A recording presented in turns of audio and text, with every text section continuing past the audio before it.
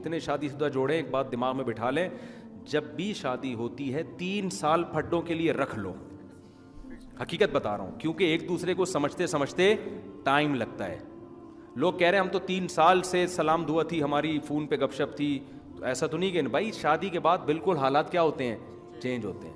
تو 3 سال پھڈے کے لیے رکھ لو، لازمی ہوں گے. ایک دوسرے کو سمجھنے میں بہت ٹائم لگتا ہے. تو شریف آدمی، عزت دار آدمی، گھر بچانے والا آدمی اور گھر بچانے والی عورت، وہ 3 سال پھڈے برداشت کرتے ہیں. فوراً گھر توڑنے کی بات کہ چھوڑ دو اس کو اور فوراً میں خلا لے لوں، یہ نیچ لوگوں کی عادتیں ہوتی ہیں. خاندانی لوگ یہ کام نہیں کرو. 3 سال دبا کے لڑو، اس کے بعد سمجھ میں آ جائے گا آپ کے کہ یار میں یہ بولتا ہوں تو ادھر سے پڑکتی ہے وہ نا، یہ بولو ہی نہیں اب. ٹھیک ہے نا. اور اس کو بھی پتا ہے کہ تھوڑا سا وہ بھی سمجھ جاتی ہے کہ بھائی یہ بات میں کروں گی نا تو ایسے جیسے اس کی دم پہ پاؤں رکھ لیا میں نے.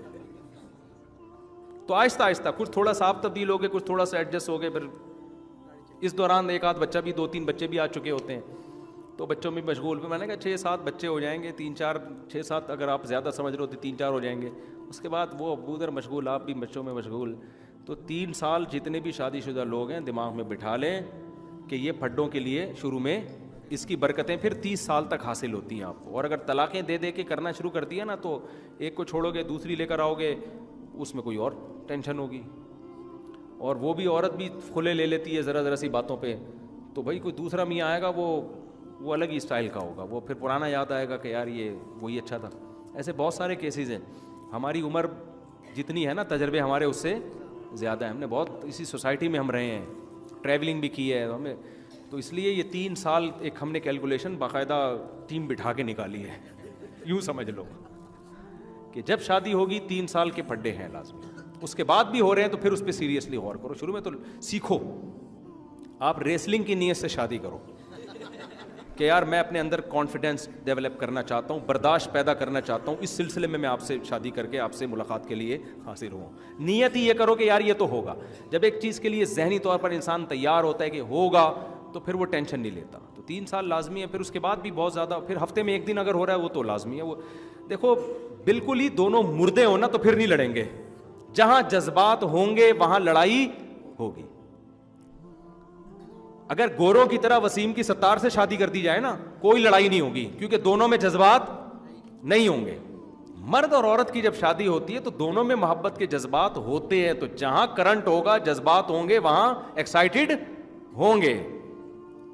سمجھتے ہو؟ جہاں جذبات ہی نہیں ہے وہاں تو بے جان ہے. تو مجھے تو اس پر ہوتا ہے کہ ایک دن بھی نہیں لڑے. یا تو وہ بہت نیک ہیں یا پاگل ہیں دونوں.